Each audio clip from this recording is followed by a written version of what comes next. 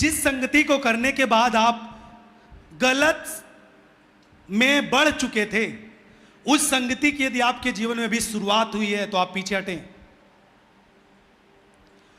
जिस चीजों को देखने के बाद आप दिमाग आपका पूरी तरीके से गंदा होता था और शैतान आपको पाप की परिस्थिति तक ले जा करके रखता था, जब तक आप उसे कर नहीं लेते थे आप विचलित रहते थे।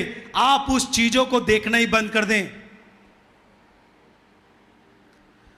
जब आपने खुद बोल दिया कि मैं इस काम की शुरुआत करने के बाद मैं धीरे धीरे इतना ज्यादा बढ़ गया कि मेरी परिस्थिति बिगड़ चुकी थी और मैं कभी ना बदल सकता था, मुझे विश्वास था मैं कभी ना बदलूंगा, मैं गलत काम में रहूंगा। लेकिन आपको प्रभु ने जब छुड़ा लिया तो उस संगति को आप फिर से क्यों अपनाएं? जिस पाप के लड़के से प्रभु ने आपको दूर किया, आप उससे फिर संपर्क बनाने की कोशिश क्यों करें?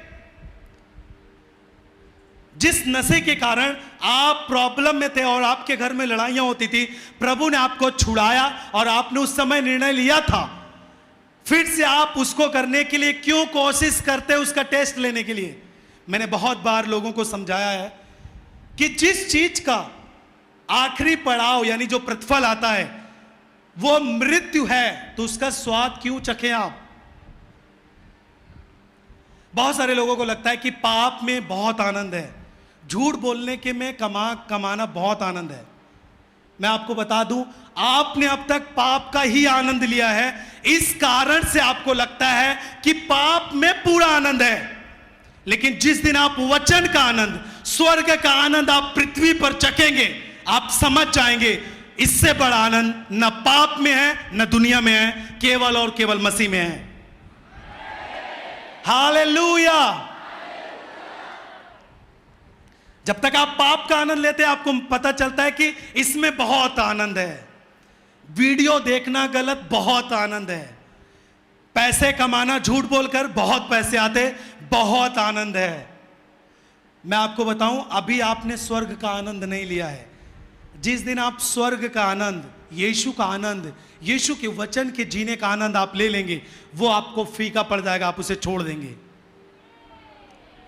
चाहे जवान हो, चाहे फैमिली को चलाने वाले लोग हों, चाहे एक बुजुर्ग व्यक्ति हो, कोई भी हो, कोई भी कंडीशन आपके जीवन में हो, किसी भी उम्र में आप जीते हो, जिस दिन आप वचन का आनंद लेना शुरू करेंगे उस दिन आपको यह सब आनंद, पाप, व्यभिचार, झूठ बोलना, चुगली करना, यह सब आनंद आपको फीका पड़ जाएगा। हालेलुया। तो आपने कब जाना? जब आपने यीशु के वचन पर निर्णय लेकर के उसका स्वाद चखना आपने शुरू किया। बोले आमीन। आमीन ऊंची आवाज में सब जन। हालेलुया। आपने सुना होगा कि जब एलिया ने सारपत नगर की विधवा से बोला कि तू मेरे लिए रोटी पका, और उसने बोला, स्त्री ने, कि प्रभु मेरे पास कुछ नहीं है परमेश्वर के दास, मेरे पास केवल इतना है कि मैं पकाऊं और हम और हमारे बेटे खाएं और मर जाएं। लेकिन उसने बोला तू मेरे कहे हुए वचन के अनुसार कर, और यदि ऐसा तू करेगी तो तेरे इस जो तेरे बर्तन हैं, जो मैदा का जो बर्तन है वो कभी खाली नहीं होगा, न तेल की कुप्पी कभी खाली होगी। जब तक बारिश नहीं होगी, जब तक अकाल रहेगा, तू और तेरा घराना खाएगा। और उसने जा करके परमेश्वर के दास के लिए रोटी बना के लाया और उसको परमेश्वर के दास ने ब्लेस किया और उसका कभी भी अनाज खाली नहीं हुआ, वे हमेशा खाते रहे। आपका निर्णय जितना ऊंचा होगा आप उतनी ऊंचाई पर जाएंगे, आपको कोई भी नहीं रोक सकता है।